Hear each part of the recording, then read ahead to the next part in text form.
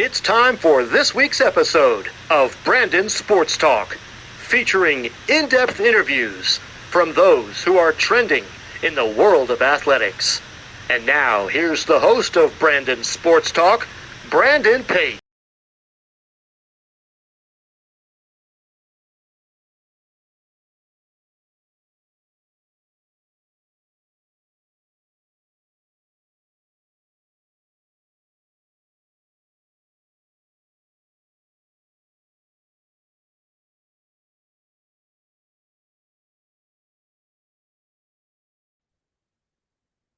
Welcome back to Brandon Sports Talk. In today's episode, I have the privilege to interview the UC Santa Barbara head women's basketball coach, Coach Bonnie Henrickson. How are you doing today? I'm good, Brandon. How are you?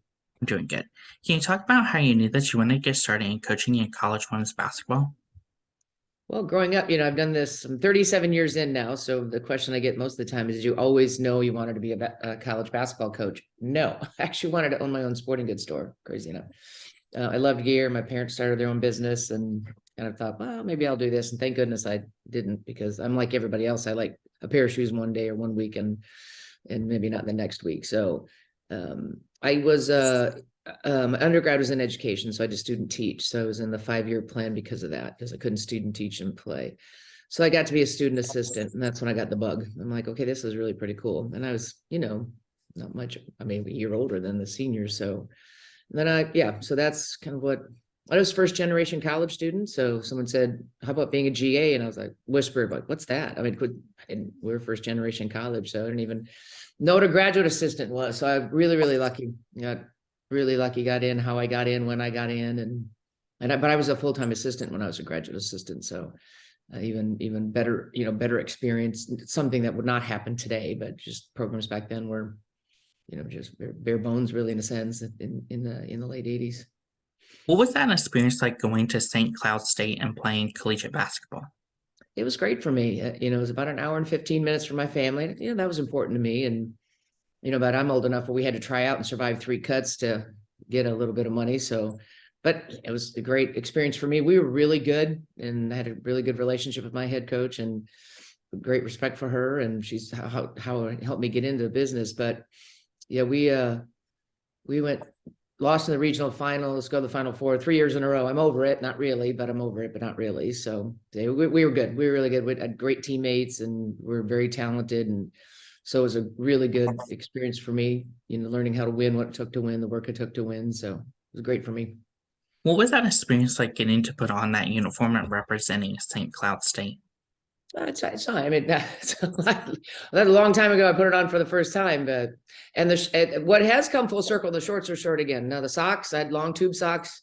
Those aren't coming back. We look at the picture and I'm like, well, the shorts are short again, but the socks aren't coming back. So it was an honor and a privilege, and just really grateful for the opportunity, the experience, but honestly. Throughout your playing career, what were some of your biggest notable accomplishments? Well, I would say all 3 years is I think I'm 30. If you go my sophomore, junior, senior year, I don't remember much individual stuff, but we were 31-4, 27-3, and 26-4. I do remember what our team was, and advancing to the regional finals. So we had big wins, tough losses, kind of same thing. I've great teammates, probably, and we talk to your own players about what they'll remember in time. It's exactly what I remember. I don't remember any individual. For me, the first thing I said was we were really good, and that it's really true. And some have been lifelong friends. Of course, coming out of college, what was that like, getting that grad assistant job to get you started in coaching at Western Illinois? Huge. Yeah, huge for me. Just a really unique opportunity to get a master's degree and be a full-time assistant. And I worked for Kelly Hill, who came to Western Illinois, needed a staff. She was at Nebraska and made the move to Western Illinois, and ended up meeting an assistant coach I ended up working with 3 different times. So that Angie Lee, who was on Vivian Stringer's staff at Iowa and then replaced Vivian at Iowa. And then I ended up working with Angie, for Angie at Iowa. And then I hired her at Virginia Tech. We worked together again and still remain very, very good friends. So just again, the experience to be on the floor, be a full-time assistant, and be a graduate assistant. Honestly, probably the hardest job I ever had. So when things get tough, I'm like, if I could do that, I got this. Cause that was, we were talking about, and I had Chicago in my, if you know anything about Macomb, Illinois, there's not an interstate within an hour and a half. So it was 2-lane roads coming back at 2 a.m. or 1 a.m. and hustling back to get to class. So that experience and hard work, and, if I didn't love it after that, if I still loved it, I should say, if I still loved it after that, I knew I had a chance to make a career out of it. And it was a great place for me to start because I got my hands in everything. I got being a full-time assistant that young. I mean, I got to be a position coach. I got to recruit. I got all of those. I made hotel reservations. I mean, there are 4 of us and the size of my kitchen. It's about how big our office was. And my kitchen's not big. So I'm just say that. I made all the travel reservations. So it's kind of a dobo too. So yeah, it's crazy. Of course, what were some of the things that you learned to then become the assistant coach at Virginia Tech? I learned very quickly relationships matter. My head coach at Western Illinois knew the head coach at Virginia Tech, Carol Alfano. So back when you wrote letters and before, computers were just starting to, computers in, no cell phones yet, wrote a little note on the letter she wrote for me. And Carol needed a position coach, and Kelly spoke on my behalf and wrote a little note on the letter, and I got Carol's attention. And yeah, so I learned very quickly. Well, that's how I got the graduate assistant job. The new athletic director at Western Illinois came from our conference at the University of North Dakota. So those relationships with my head coach I got a foot in the door. I got an opportunity. So which is, one of your questions was just, advice to young people. And then we're going to probably finish with that, but I learned it early. So it matters. It matters. They used to say that it's not what you know, but it is what you have to be competent. You have to know what you're doing. So I won't say it's not what you know. It is what you know. It's who you know and who knows you. That really, in this business, I mean, it's incredibly important. It's a small world. Most of us can connect the dots. If you're in it long enough, you can connect dots. What was that experience like going from being an assistant at Virginia Tech to then taking over that program and becoming the head coach? Yeah, really a really kind of a unique opportunity. I worked for Carol at Virginia Tech, for Carol Alfano for 7 years.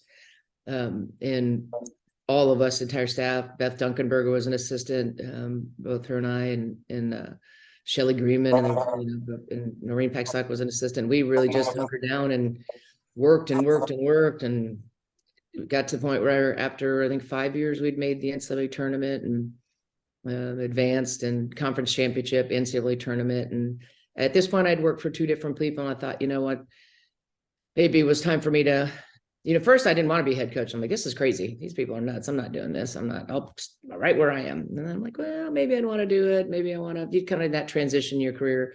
So I thought it would be good for me to work for one more assistant coaching experience. And that's how I ended up at the University of Iowa working for Angie Lee.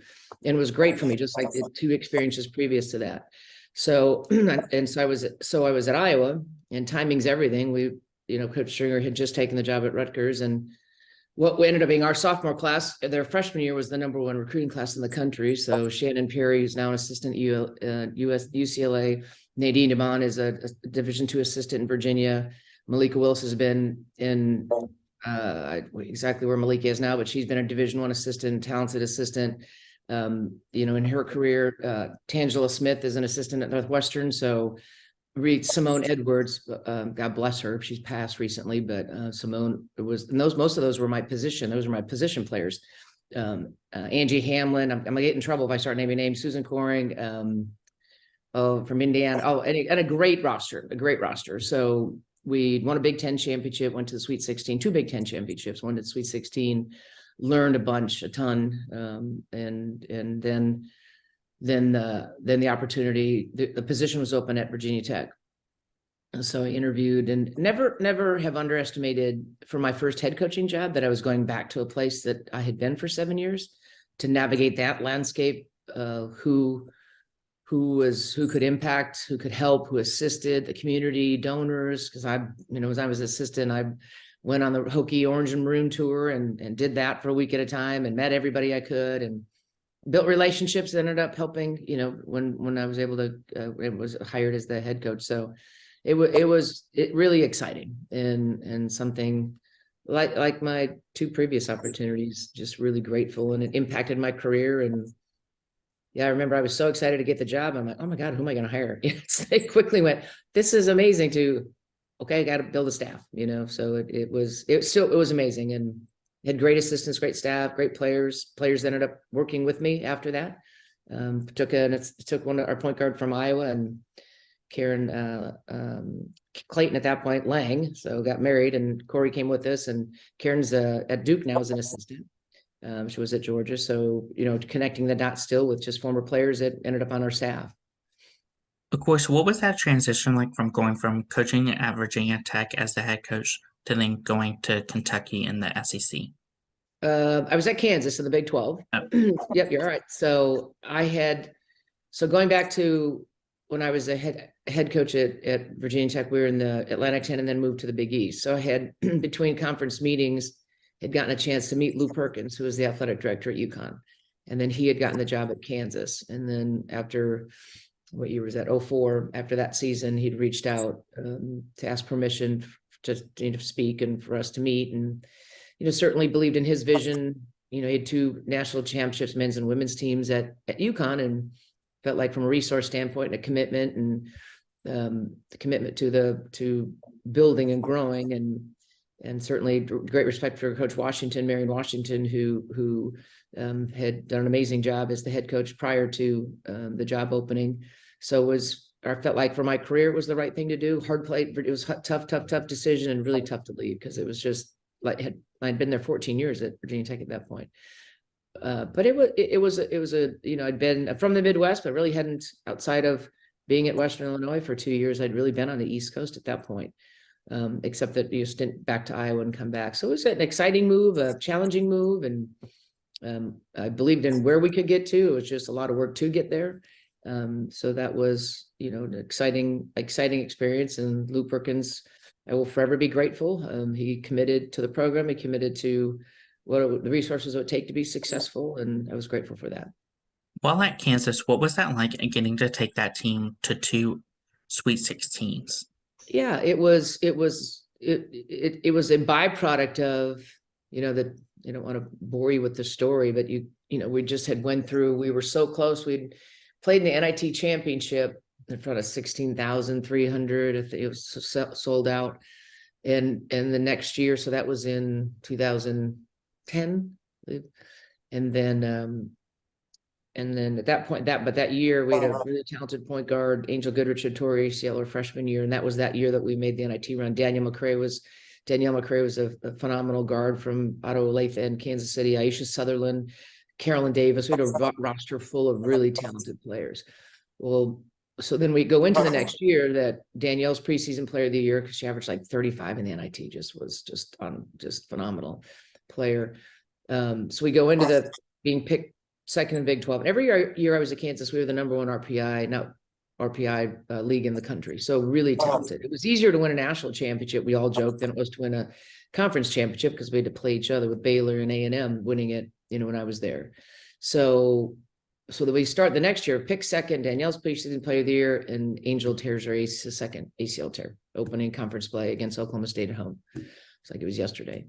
And then so then it was to rebuild that, and then Danielle tore hers in February. So it was just, we felt like we were that close. And then we go through a couple of years where we're just getting healthy again and building a roster. So by the end of it, it was Angel's junior year.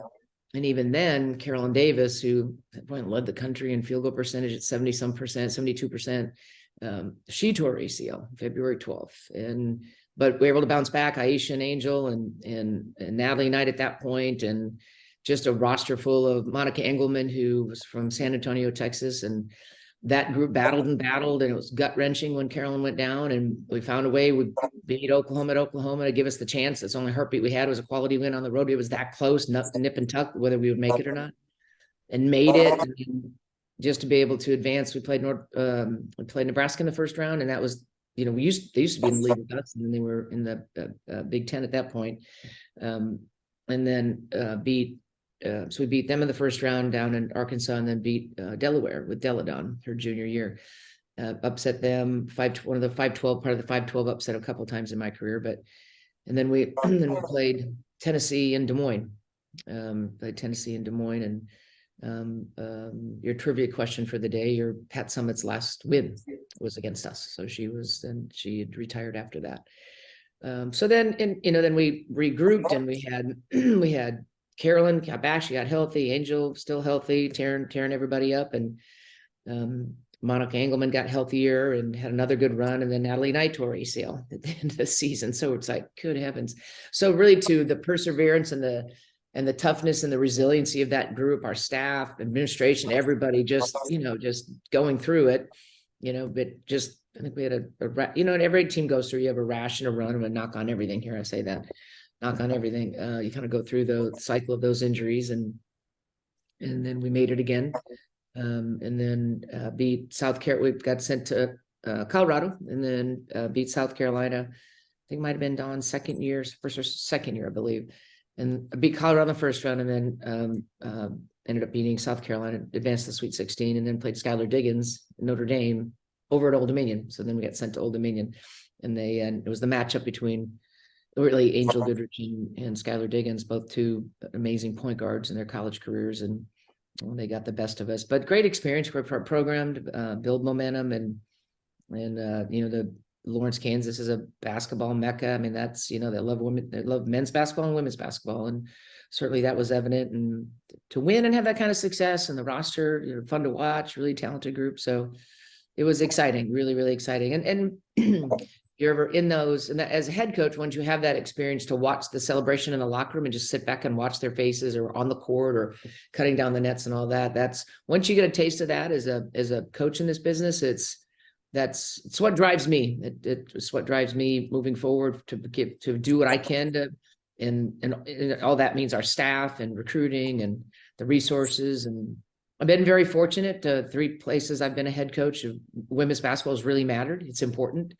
And that's not the case everywhere, but it's been the case certainly at Virginia Tech. I'm speaking about being head coaches, obviously at Iowa was too, at Virginia Tech, at Kansas, and now UC Santa Barbara. I mean, it matters. We're relevant. We're relevant in our community. We're relevant on our campus.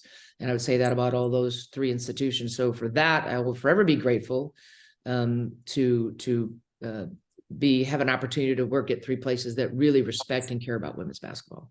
Of course, during that time and getting to coach against the Tennessee Volunteers and Pat Summitt, what were some of the things that you learned from Pat Summitt's coaching against her? Well, I had grown up, I was very, very fortunate. I'd learned, I was as much as you could read. If I could read something, I read all of her books. I got to work her camp when I was a graduate assistant, drove down to Knoxville and worked her camps just to have that experience and be around her and in the business. And Carol Alfano introduced me to everyone when I was young. So it was, I got to get to know her and her staff, and Holly and Mickey. And so that just how she operated, how the discipline that she worked with, her work ethic. I mean, she just did not work Pat. That just wasn't going to happen. And her commitment, doing it the right way. So I think all those, the game was kind of a fleeting moment, really, just because I'd actually played her the first Sweet 16 I went to at Virginia Tech. We got matched up with them then too. So when we had my second year at Virginia Tech, we advanced to the Sweet 16, and we're down in Greensboro Coliseum. It was great because it was us, Tennessee, we played Tennessee, and then Old Dominion played Duke. So you had a Sweet 16 where everybody could get in a bus and drive. So it was like, we broke attendance records back then. I think it was 13,000, I believe, that were at the regionals back then. So it was really exciting. So I had come across her twice, had the opportunity to coach against her twice.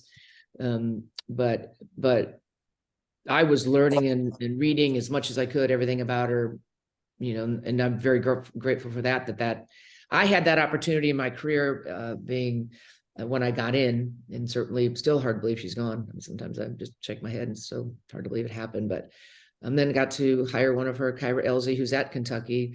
Got to hire Kyra at Virginia Tech. That was her first job out of college, and it wasn't a recruiting position. So I'm like, I'm not going to be able to keep her along because she's so talented. And then was able to bring her along with us, since she went to Western Kentucky. Then we were able to bring her to Kansas with us. So I got to even work with some of her former players, which was a fantastic experience as well. What was that like getting to come to UC Santa Barbara and become the head coach? Yeah, it's exciting. It's a place that women's basketball matters. And at Kansas, we had recruited out on the West Coast. So I had relationships with AAU coaches and high school coaches. So, for me, I think I benefited from who I knew I could trust, and those people could trust me. So it impacted recruiting pretty quick with some awfully talented players come in. The players that were here were open-minded, open heart to what we wanted to do and what we could do for them to improve their experience and find success. And again, it matters here. It's important to the chancellor and the athletic director and the community, our donors.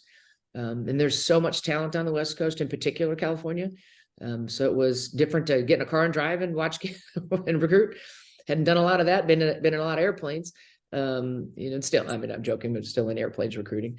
But it's, a really special place, similar to kind of same commonalities as Virginia Tech and Kansas. It matters here. It's important.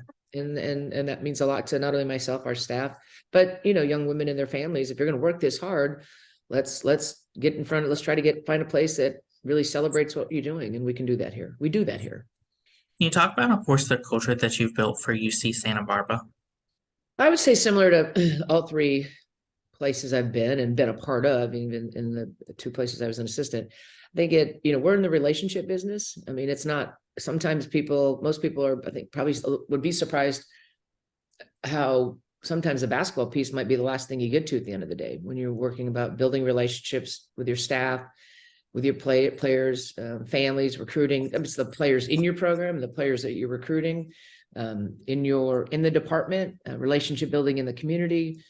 So that part of it is, when you're looking at the business, it's, that's from a culture standpoint. I mean, this year we had an amazing group, just to watch them celebrate each other and be really genuinely happy and excited about someone else's success. Very humble group. We talk about humility all the time. If you're not humble, it's hard to get better, and it's hard to be coachable. And if you're not coachable, if it's hard to coach, then it's probably hard to get better. So those things about, about doing it the right way and the commitment it takes, and can't be a sometimes group. You can't sometimes try to get it right. Can't sometimes show up for practice. Got to be all the time, because that's going to correlate to how much you win. If you sometimes want to be focused, you're probably sometimes going to win.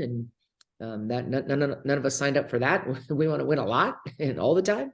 But all the things that have to happen from a chemistry and culture and selflessness and humility and work ethic, all those things. You win with good people, and you certainly have a best chance with talented players who are willing to do what it takes to win a championship, not just, I want to win. Well, everybody wants to win. I mean, that's we all know that. So are you willing to put in the work? You want it bad enough, you're willing to do the work and do the work. Who are some of the teams that you face in your conference each week? The conference here is really good, and we have really talented coaches, really talented players. I'm going to go geography. Davis has had won 5-6 in a row, regular season titles. So if you start north, and you got Cal Poly north of us, that's our rival, institutionally rival. Cal State Northridge is just between us and LA on the north side, because we're 90 miles north of Los Angeles. So they're before we hit LA traffic, or right about when we hit it. Then you've got Long Beach and Irvine and Riverside and Fullerton. Look at Fullerton, Long Beach, and Riverside. They could probably ride a bike back and forth to each other. They're all right, pretty close to each other.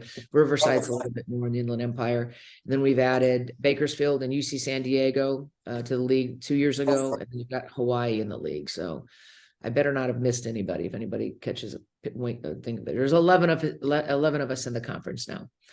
So it's a really, really good league. Of course, what is that like, obviously getting to play those home games and having teams like Cal Poly play versus going to Hawaii and playing them away? Well, one trip's a little bit easier than the other, but it's Hawaii's, and you get a chance to take players to Hawaii, and we're from Santa Barbara, and the campus is on the water. We're on the beach. So when I first got here, they're like, do we get to go to the beach? I'm like, well, we live on the beach. We're right on the beach. So not so much of that. So we make it's a business trip. And when we talk about it, I mean, it's, for a lot of players that never been to Hawaii before, but it's a pretty quick trip over and back, and it's a business trip. So, we stay on the water now, near the hotels on the water, so they get a glimpse at it. But if you've traveled at all, and we flip it quick. sometimes our league plays Thursday, Saturday. So we might play Thursday night at home and bust to LA that night and fly the next morning and be back on campus Sunday afternoon. And you're like, we really just played at Hawaii. So it happens pretty quick. Cal Poly geographically is a much easier trip, but both are tough places to play. I mean, both do really good job with crowds. So uniquely different how you get there, but both challenging. What is that home game atmosphere like? I don't know, I think we went 10-1 2 years ago. So our record at home has been really good. Probably won 85-90% of our home games in the last 2 years. And it's good. Again, it matters. The arena seats, we've made tremendous renovations in the upgrades in the facilities, or chair backs. We'll complete the project here this July and the baselines, but so it's chair backs just under 5,000. So it's a really good basketball arena now with chair backs. Video boards, brand new scoreboards, spent a lot of money, practice gym up on top. So practice court. So the facility itself has really been upgraded.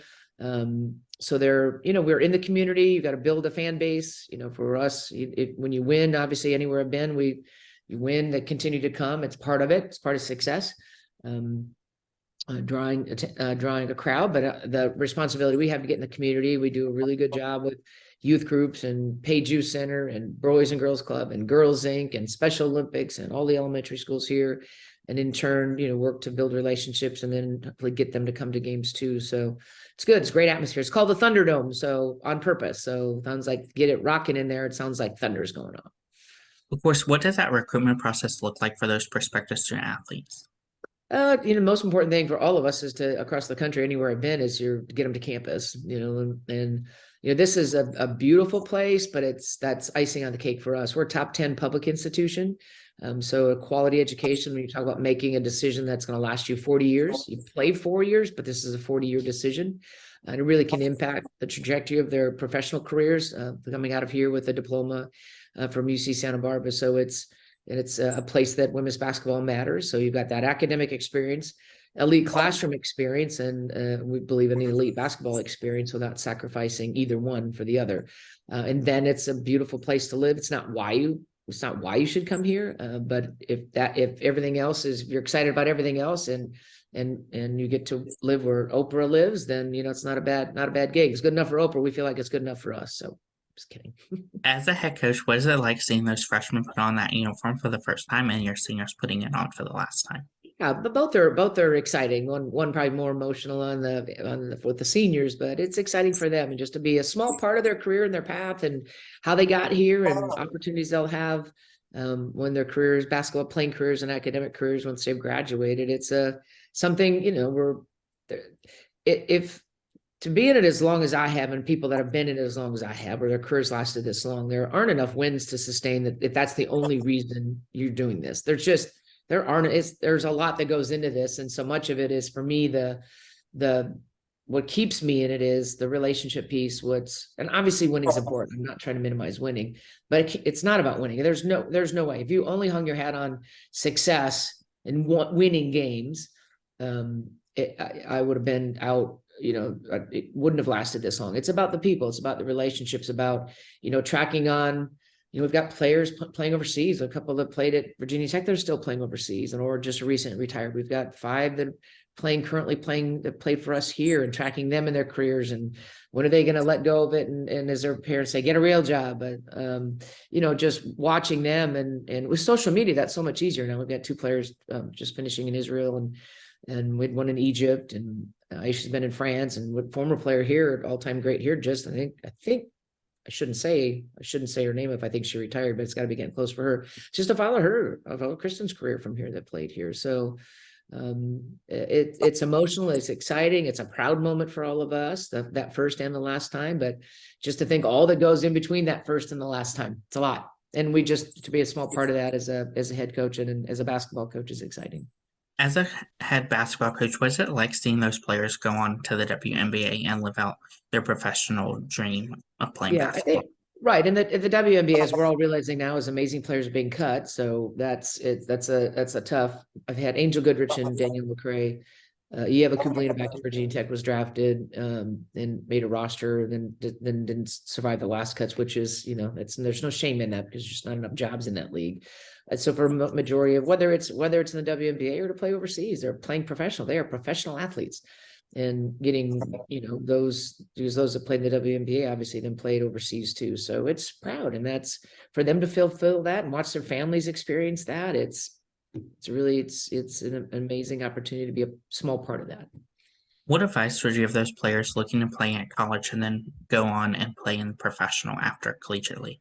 Well, I think when you're being a high school athlete and a player, it's, in recruiting, people say, what do you look for? I mean, for us, it's how many different boxes you can check and be very diverse in your skill.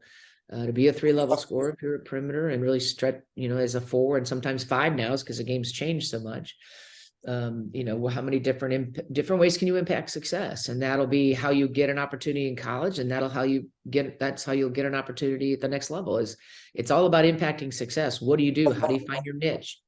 As a rookie in the pros, they're, just like the NBA, most of those rookies come in thinking I've got to score. Well, they've already got people that can score. Can you build where you rebound? Can you defend? Can you be, a two-way player? Can you get on the floor for loose ball? It's the 95%. Sometimes we often focus on the 5%, but it's especially for freshmen. Most freshmen get into a program and think I got to score to get on the floor. And we had a freshman this year. I said, hey, can you see that we need to defend the ball better? Yep.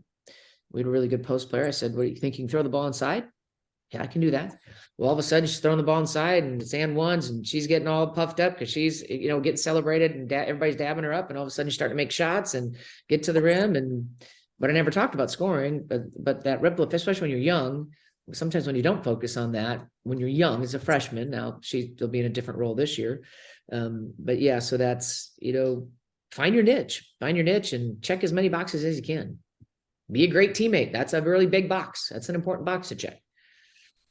Of course, what advice would you give those future professional athletes that are transitioning from college to professionals?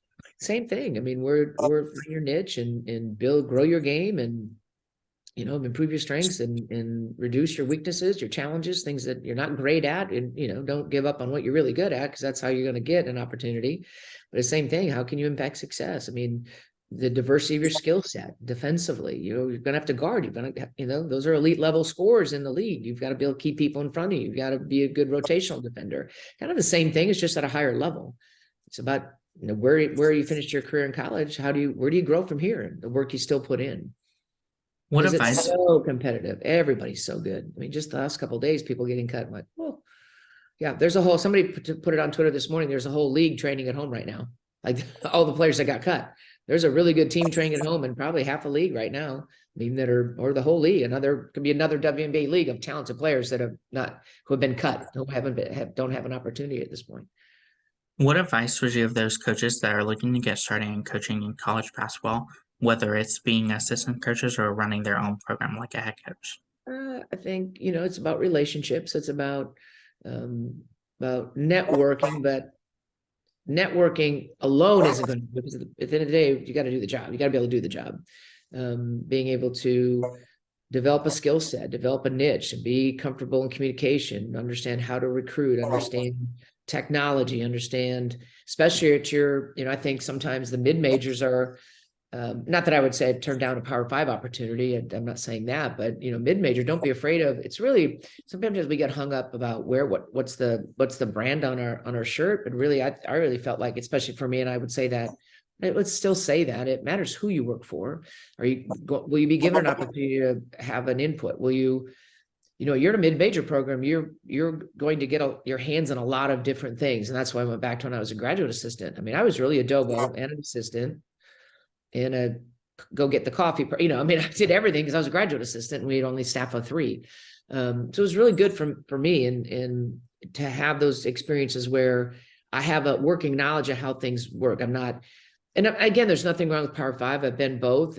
But I would say to young people, don't get caught up in, it's who are you working for? And then do everything you can to learn. I mean, be the first one in, be the last one to leave. And I don't know that that's cool anymore, but it's worked for a lot of us that have been in it a long time, and be willing to pitch in. Like, how can I help? And don't be afraid to don't be afraid to dig in and assist where it's needed, and do as much as you can to when you are to position yourself for the next move. And I will say that we sometimes get hung up in titles, like whether having a title as an assistant.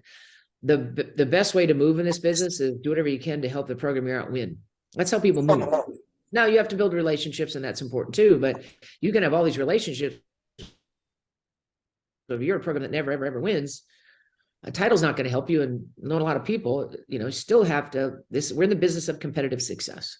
You have are you impacting success? I would tell assistants the most important job you have is make sure your head coach remains the head coach. That's the most important job you have, and all the things that go with that. So, but it takes what it takes. It's a lifestyle. It's not a job. It's a lifestyle.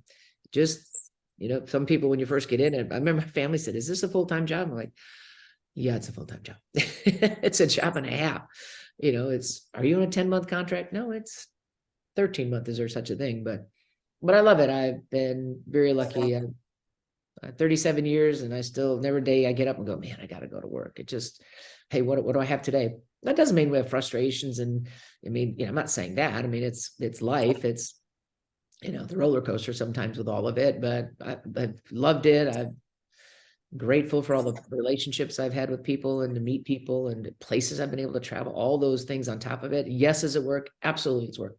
But I would focus on the opportunities and people I've been around and have gotten to meet and have impacted my life positively. And but it takes what it takes. There's a give and a take, and sometimes you feel like it's taking more than it's giving, but it gives back. It'll always give back if you do it the right way.